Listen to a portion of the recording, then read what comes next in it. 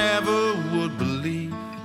Hello, my name's Tom Walker. Welcome to this podcast. That track you can hear is called Perfect Fool by Joe Kenny. He isn't the fool, it's me. I've been called that many times, but I'm pleased to say Joe is with me now. Joe is a fabulous visually impaired musician. He's based in Belfast, but he's joining me here in Liverpool on Zoom. How are you, Joe?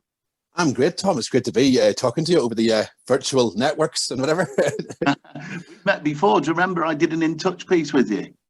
I do indeed. That is actually, how many years ago was that now? It's quite a while. 3 years? It could be. My goodness, yeah. My abiding memory of that is a shameful one, in that I got the name of your little boy wrong. Do you remember I called him Oshi instead of Oshin? That's right, actually. Yeah, I do remember that. But the thing about it was because we were in such sort of deep conversation, I didn't really pick it up until I think it was you were about to leave or something. And I've got a confession to make. I never told the producer of the program, and until now she doesn't know. So we got away with it. Excellent. Anyway, this podcast is more about you than it is about me, Joe, and we want to talk in particular about your music, because I've seen you performing quite a few times on Facebook doing, I think, what you're calling the Joe Show. We'll talk about that and lots of other things as well. But before we do any of that, just tell me more generally about your music. How would you describe it? Give us a pen portrait. I would consider what I do as folk. It's acoustic folk. And I mean, I suppose I started, I'm 43 now. I mean, I started playing music when I was like, it's in school days and whatever. And I mean, I was into rock and heavy metal and all this sort of stuff. And I found, I think as the years went on, that I've picked quieter and quieter instruments to play. And I now sort of keep myself to the acoustic guitar. So it's acoustic folk. And it's heavily influenced by, Irish and Irish traditional music. Did you try and sing rock music when you were younger? Oh, I did. I thought I was great. I had a long hair and everything. I just thought I was the rocker, but over the years, I think I don't know if it came to my senses or not. I'm more just sort of, I think I just developed more inhibitions. Is it maybe that your voice gets a bit lower and it's harder to reach those high notes? Yeah, I think that's it exactly. I mean, watching some of them, like I used to be big into Guns N' Roses and Metallica and all these kind of things, and like, my God, I listen to it now and it's just exhausting. I remember when I was about 5 years old, I think, and I think my mum wanted me to play piano, so she paid for piano lessons and all this kind of stuff, and I hated it, of course, as kids do, because it was something like, it felt like schoolwork. It felt like just another bit of homework I had to do rather than playing football or whatever. And then I stopped doing that, I suppose, towards 9, 10 years old, and then I hit maybe 12 or 13. I suddenly realised that I actually wanted to go back to and play music. So I started playing. I wanted to be a drummer. So I think it was Santa brought me drums one year. That was great. That was a very noisy Christmas day. And then, I don't know, I sort of gravitated then towards guitar. And for suppose by the age of maybe 13 or 14, I sort of focused more on guitar, electric guitar, acoustic guitar. And that's what I sort of stuck with ever since. And I mean, we had school bands and things, and like I actually a few years ago I discovered a recording that we did when we were 15, and then just my voice had barely broken, and there's me sort of screeching over the top of some song or other. But yeah, I mean, I suppose to me, I think music's something that's always made sense. I wouldn't call myself gifted academically, but music was always something it's always been a constant in my life, I found. Did the band achieve any success? Did you do any gigs or anything like that? We done a couple of gigs, probably school concerts and things, but no. I mean, all the guys that I played with then, I'm firm friends with them still. But no, we didn't really do much else apart from just playing at parents' evenings and whatever. So we got you leaving school now, and how did music sort of progress for you then? Well, you see, I found myself, I suppose, obviously through music. I then developed this keen interest in sound and sound engineering and all things sort of studio and recording. And so I went to RNC College in Hereford then after school, and they had a great music department, a great sort of recording studio and all the technology.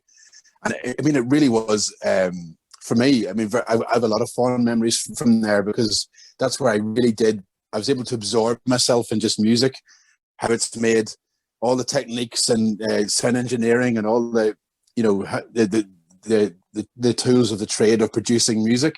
I look back in those 3 years now, it's probably the most, I was just blown away with what other people could do with music, and then lo and behold, what I appeared to be able to do once given the skills and the knowledge, you know.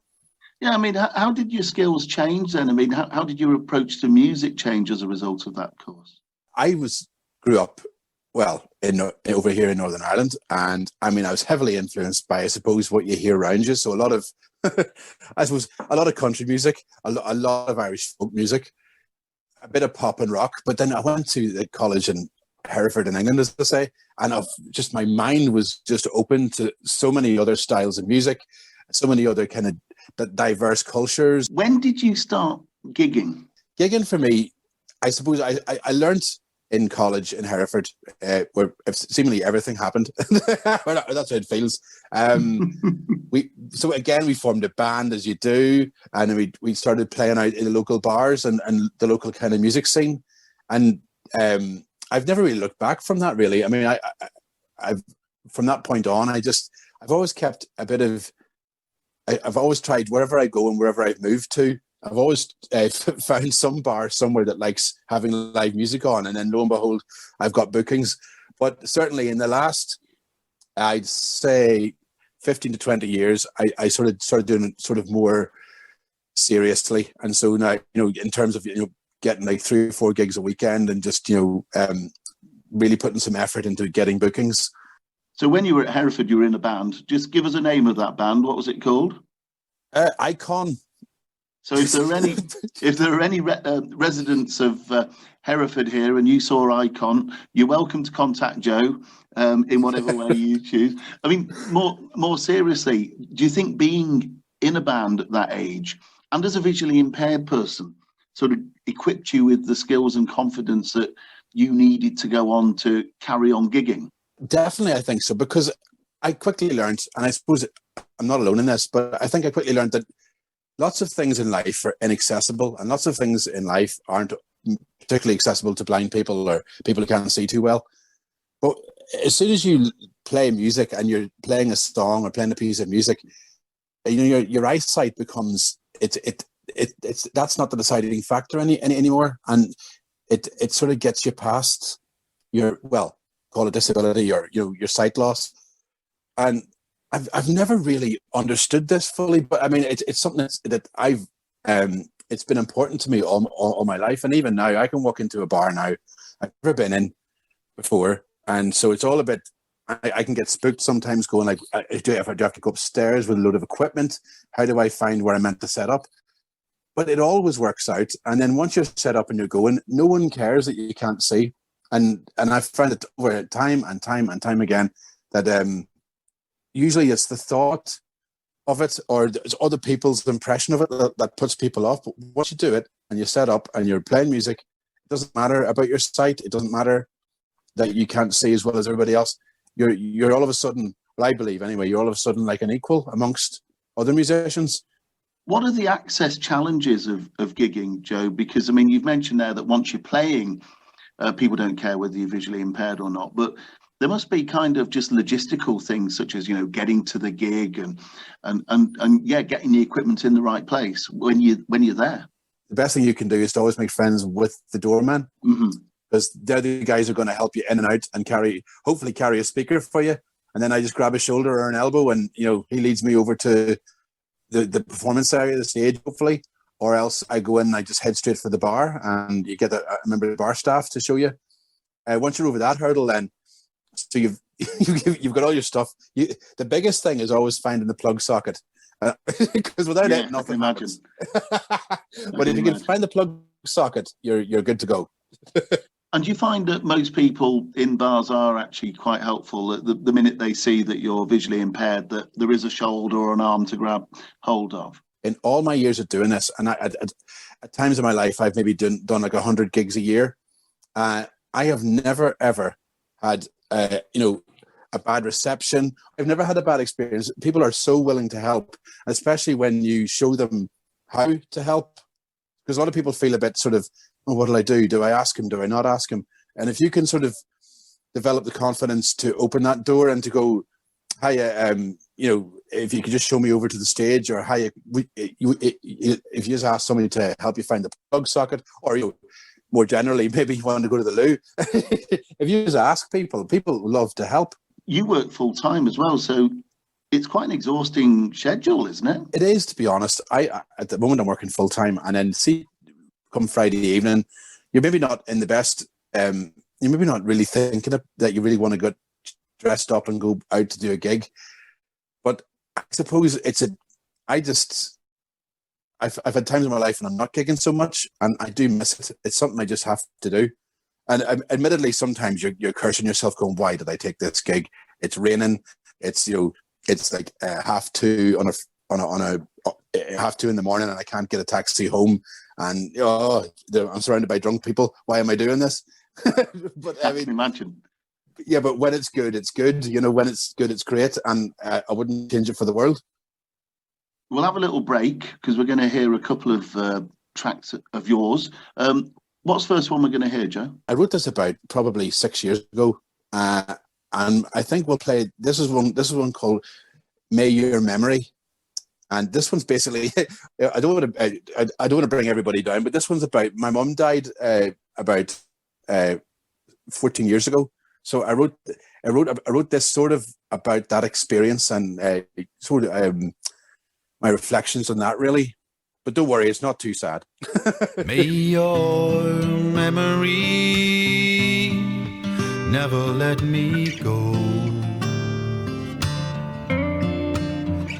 It's all I'll ever need, should I live to know no more.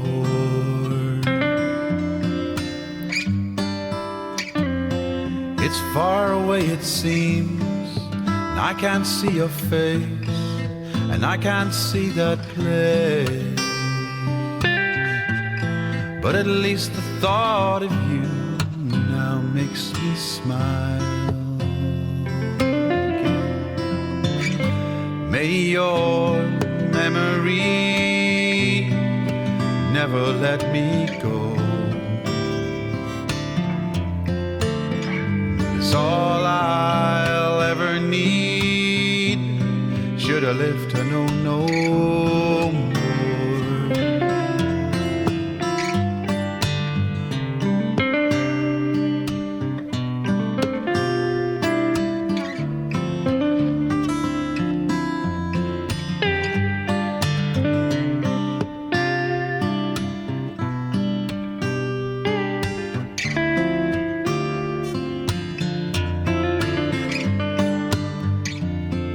You're talking when I sleep, and to me it seems so real.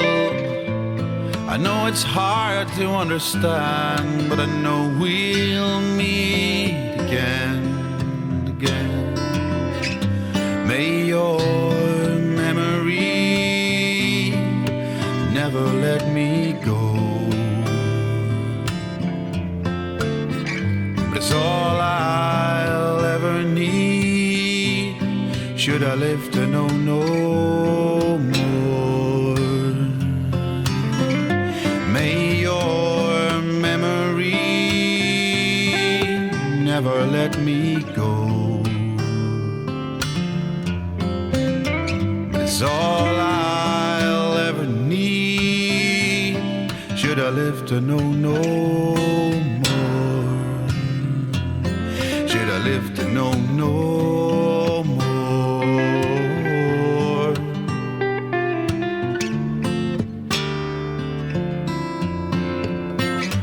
May your memory never let me go. But it's all I'll ever need, should I live to know no more. May your memory never let me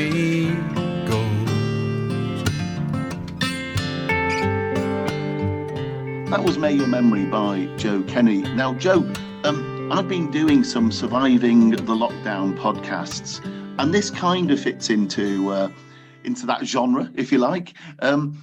You've been doing something called the Joe Show during the lockdowns. Tell us about that and how it's worked. The Joe Show came around basically because up until March 2020 there, I'd been pretty busy with gigs, and, you know, I think I'd sort of eked out a fairly good sort of regular couple of residencies and things around Belfast. And so anyway, that all stopped in March, as a lot of things stopped in March for a lot of people.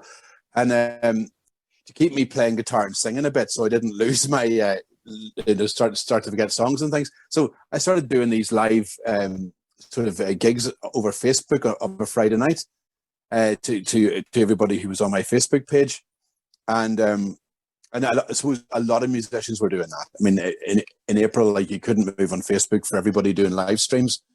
But so I suppose I thought I'd just join in, and I found it enormously, like, rewarding. I really have. It's such a different experience because, yes, I don't have the crowd noise, I don't have the crowd interaction that way. But what I do get is so many people commenting and sharing, like, song requests, or and I find a lot of people just play into them, and certain songs trigger memories, and people just want to share that with you.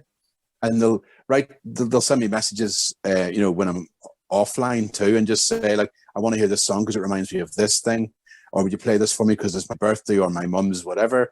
And you know, and it's been so good. I've met quite a few people by doing this, and it's been very rewarding. And how does it work? Does your partner Louise read the messages to you? Yes, this has got, honestly, it's setting up for the Joe Show's become like a production. It really has become, we keep adding bits, but yeah, I sit and play in the living room with the guitar, and Louise then sits behind the camera with the laptop, and she's there monitoring the kind of, you know, the chat and who's saying what, and then she's reading it out, and she's very much part of the show. So, like, we'll have, me and Louise will just have a conversation the whole time. And I mean, sometimes, well, I hope anyway, the crack's good. I mean, we try and make it, you know, lively and uplifting. We're not there to kind of bore people. We're there to entertain. And then, of course, our 4-year-old Oisin, he's in the middle of it too. And whether he's playing with toys, usually he just sits and watches the iPad. But sometimes he gets into it too and sings along, and, you know, well, generally just provides a bit of merriment. How has it changed over the months, Em? Because I think, if I remember correctly, when I first saw you do it, there was a television on in the background and so on. And it seems to have changed now. Am I right in thinking that you've tried to become a bit more professional with it, maybe? Definitely. It honestly started with my phone just hit go live and just go, and just have me sitting there playing with the phone camera. But we then thought, well, why not get a little bit more pro about this? So we went and got a better camera. We then got a couple of bits of audio equipment so that we could, you know, use a mixing desk and get a few effects going, and, you know, plug things straight into the computer more rather than just recording just as you would with your phone. We then started experimenting with, you know, we're actually in December now, we're going to start bringing on guests, because we've got there's another bit of software that we can now have different people on the live stream as well. Has it helped you to survive lockdown? Because, I mean, it's been difficult for lots of people for lots of reasons. Have you found it in some way sort of therapeutic? Absolutely. I mean, I think on the one hand, I'm doing this to try and keep or build my music profile and, you know, me as a performing artist. But really, I think at the bottom of it all, deep down, it's really trying to keep me, and hopefully Louise too, a bit of entertainment, and keep us kind of looking forward to Friday nights still, because we're obviously not going out to the local bar or restaurant anymore. I mean, for me as a visually impaired person, I mean, although I can see a little bit, I don't think you can see anything at all, can you, Joe? Are you totally blind? Yeah, I'm totally blind. As I say, I'm as blind as it gets. I have no light perception at all. So how comfortable do you feel then about effectively being on television, sort of being videoed? It bothers me if I think about it too much, so I don't think about it. But I suppose over the time, especially since doing the Joe show, I mean, there's things that we do now instinctively, so that little things like, lighting and knowing which way I'm facing when the camera's on, and trying to remember to sit a certain way so no one sees my double chin or whatever, And you do get conscious, but I mean, I think generally I try to relax. I try to forget the camera's on. Just be natural, as they say. Yeah, exactly. But it sometimes takes, as you know yourself, Tom, it takes a lot of work sometimes to be natural, doesn't it? I think, especially from a visual perspective, I find it quite hard. I feel very uncomfortable with cameras around. I get a bit irritated, to be honest, when people want to take my photograph and all the messing about with television. So if you feel comfortable with it, I mean, that's a real achievement, I think. I mean, when you're on stage, just going back to gigging, again, are you conscious of people looking at you, or do you just put that out of your mind? I honestly put it out of my mind. I've thought about this a lot, because sometimes you do get nervous about gigs, and it's usually to do with maybe venues you haven't been to before. But then I find too that if a lot of people who I know are there, I'm much more nervous. But if I'm playing to a room full of strangers or people I don't know too well, I really don't think about how I look, or I don't focus on what may go wrong. You just focus on the job you have to do, and the fact that the atmosphere is good, hopefully, fingers crossed, and the people appear to be enjoying it. Once the vaccine starts to work, or the lockdown is lifted, or whatever happens, and you're back out on stage, have the Joe shows raised your profile in Belfast? I think they have, because there was a month there in end of August and September where we were back gigging a little bit. There was a few gigs came back, but they're very short-lived. And I actually did meet people who were watching the Joe show in Belfast, and they actually come up to me and said that they'd been watching me on Facebook, which is quite interesting. I guess my two final questions are then, plans for the future. What have you got coming up, and where do you want to take this now? A lot of my friends and people I know have focused on trying to, keep a job and stay in employment, or keep what you have and try and at least get through this. It's really made me want to change something. And I find myself, slowly but surely, in terms of even this live streaming business, or even getting more equipment. And I've been I think I've been accelerating a growth in what I plan to do next. So, for example, I'm now going to go and do, well, fingers crossed, in February, March, I'm going to record an album. That's something I really want to do, because it's something I haven't done in all my years. I still have not recorded an album of my own original music, because there's always been something that stopped me, whether it been, family life, or whether it was to do with funding or money. I'm not sure, but so I really, really want to do this. And living through the COVID pandemic has sort of taught me, or has given me a shake up, I think, and made me kind of go, look, if you don't do it now, when are you going to do it? Final question. If there are any visually impaired musicians out there kind of thinking, well, I'm not bad, I can gig, I could do that, what advice would you give them? Without a doubt, I would say, don't listen to the doubters, and do it. You might hear people trying to look out for you, but reminding you of the things that you cannot do, or the things that they think you can't do.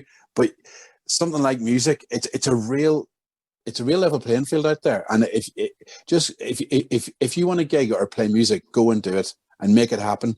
Well, Joe, it's been great to catch up with you again. It's been too long, but we finally done it. And I hope people listening to this have found this as interesting as I have. There's one more track to go. Perhaps we could finish the podcast with you telling us what we're about to listen to. Well, Tom, thanks so much indeed for asking me onto your podcast. I've enjoyed the chat. It's just the times flew by. But to finish off, this is a song of mine called Turn It Round. Again, I must have wrote this about 8 years ago. This was when I was having fun with, any guitar players will know out there about alternative tunings. Basically, when you tune the guitar in all weird and interesting ways. There's always ways to turn it round, at a pace from time to time. Find your common ground, 'cause we're all just trying to find a way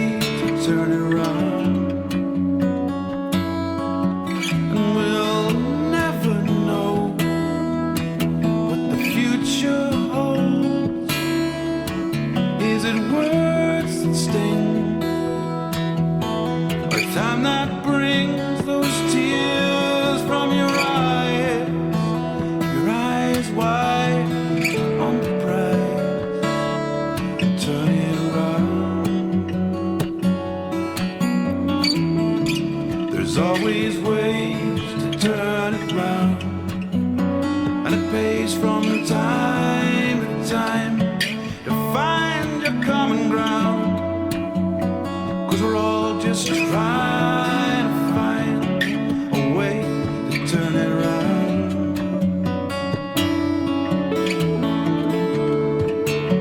A way to turn it around.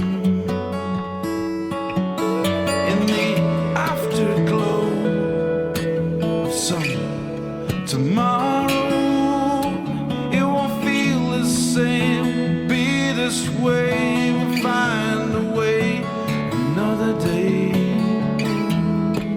Take a good look at what you've got,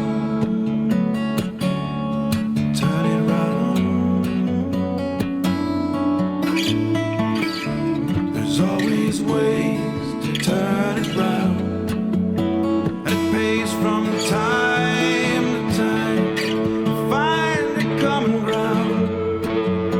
'Cause we're all just trying to find a way to turn it around. There's always ways to turn it round, and it pays